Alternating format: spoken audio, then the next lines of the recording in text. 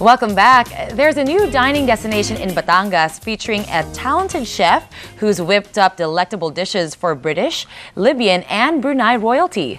Caroline Howard gives us a preview of Terrazas de Barako's wellness cuisine. Nestled within Lipa, Batangas, set against a majestic mountain view, lies a prime wellness destination. It offers a haven where people can commune with Mother Nature and enjoy the comforts of healthy, homegrown cuisine.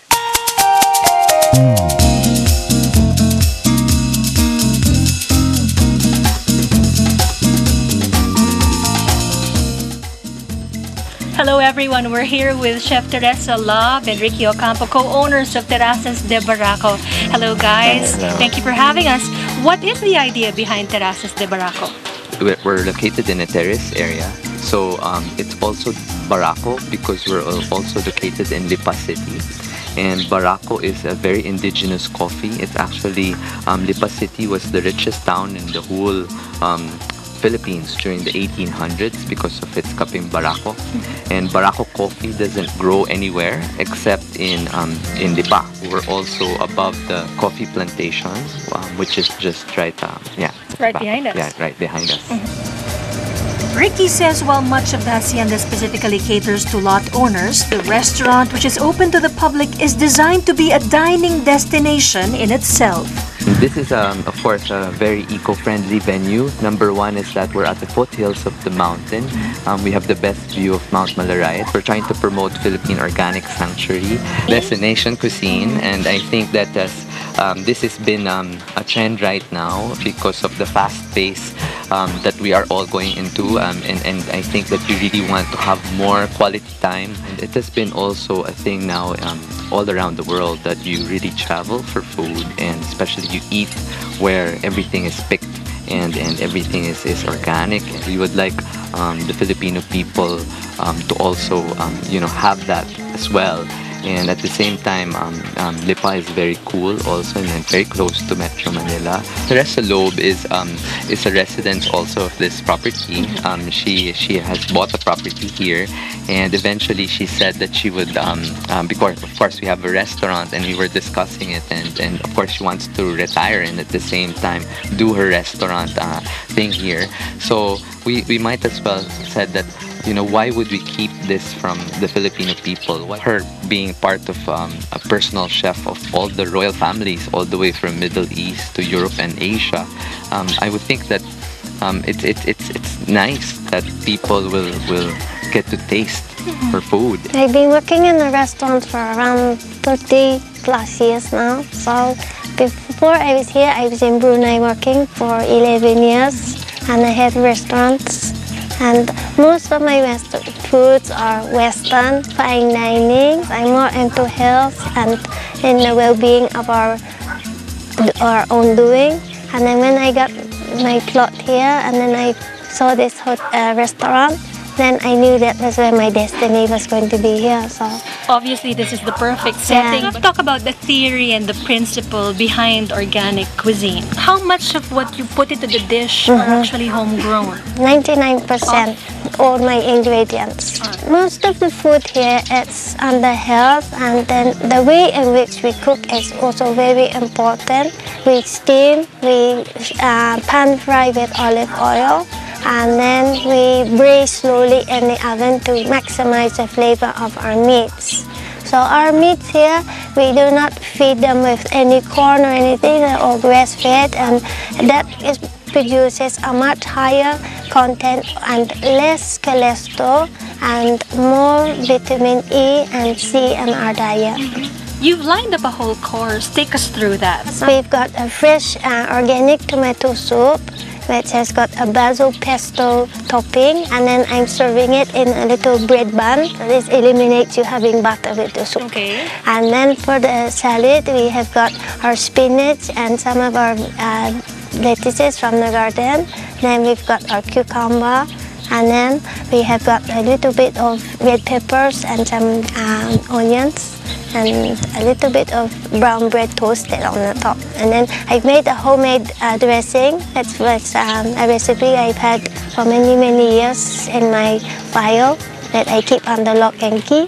And then for our main course, we're going to have our salmon with a savory blueberry sauce with mashed potatoes and peas. And then for our dessert, we have the chocolate with strawberry ice cream. I'm going to make Chef Teresa shows us how to prepare the main course. I'm going to prepare a fresh salmon fillet with blueberry savory sauce. So we first take the pan with olive oil, and then we get our salmon, which has been marinated in paprika, a little bit of salt and pepper, but not too much salt because the salt tends to dry up all our foods. So first we take the salmon and then we place onto the pan. With our salmon, it's so very much a very rich source of minerals. It is very full of antitoxins, which is very good for our diet. It is also full of our natural oils that is important for our diet. Chef Teresa says the gindara, a white cod, and the maliputo, a freshwater fish found only in the Taal Lake and the rare delicacy in Batangas, are good substitutes for the salmon. And because maliputo is in the Lipa and it's very close to here, we will be having it on our menu very soon. We turn them on all four sides to seal in the juice. We're going to put in our berries because the oil and the berries have very, very good flavor, color, and the blueberry is the best fruit that we can eat for nutrition and for antitoxins. So we squeeze them gently to form the juice. These ones are ready now. I'm just going to put them aside. Just here, I have some chicken stock and some cornstarch, which I'm going to just gently pour onto the things just to make the sauce a little bit thicker. I have some mashed potato that I've already prepared, and I'm just making a small nest for the plating of the fish. Pre-boiled, pre-cooked, pre-seasoned. One there. We just place this one here. The blueberries play a very nice flavor to this fish. You've got the saltiness of the fish and the natural sweetness of the blueberries. But when you then the touch of salt and pepper in the blueberry sauce gives it a nice savory flavor. It's a lovely combination. Next, Chef Teresa shows us how to make a chocolate roulade using a flour-free flat cake with strawberry ice cream. So we take the egg. I What are need you making? 4 eggs separated, 100 grams of sugar. And we've got the sugar and the egg yolk into the bowl. So this one we just beat it for a few minutes till like this.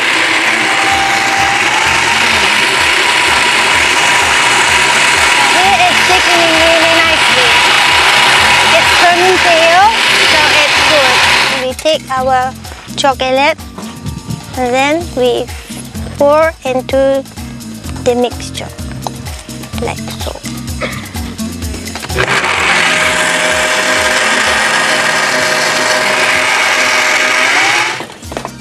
Then it's the egg white's turn for whisking. It's very good. So we just take this one, so then it's nice and thick and fluffy. Okay, so then we just fold gently like this. So there's no sugar, no flour in this mixture, so it's very good for people who are gluten-free people. They cannot eat wheat. And we just pour into the mixture. Oven will be set at 180. And now we're going to put into the oven. And then that one. And then that one we just leave for 12 to 15 minutes. For the ice cream, Chef Teresa uses all-purpose cream, strawberries seasoned with peppercorn and sugar. We take our strawberries first and then we put them into the bowl with all the juice. These are frozen for a very special purpose. It's because we can have the ice cream within 5 minutes of making. Then we put half some sugar. I want it quite thick, so it's really nice.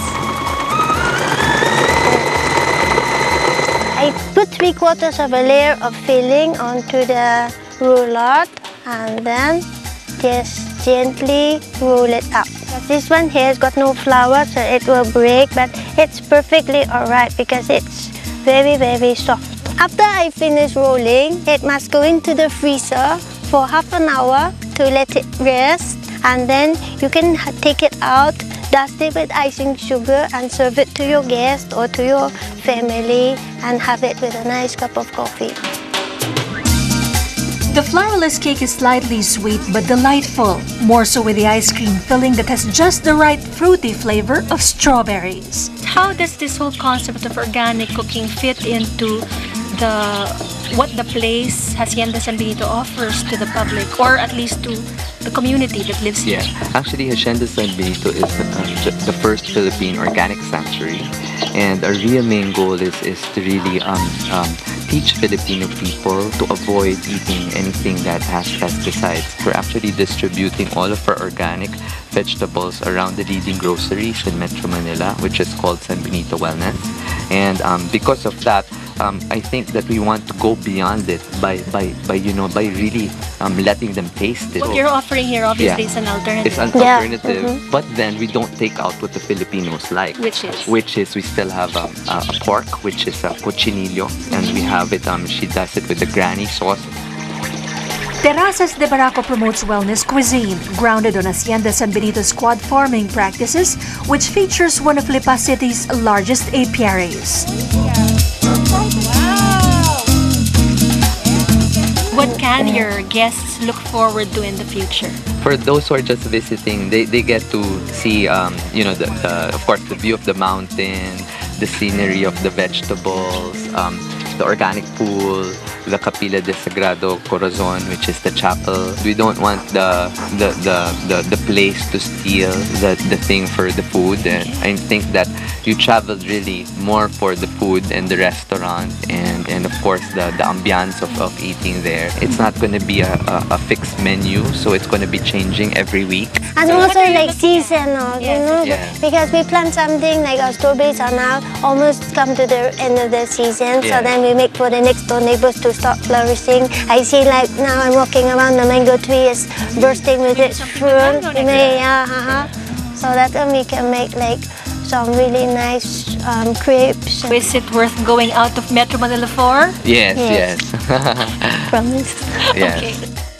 That will do it for this edition of Taste Buds. From Batangas, I'm Caroline Howard. Remember, life's a treat. Till next time.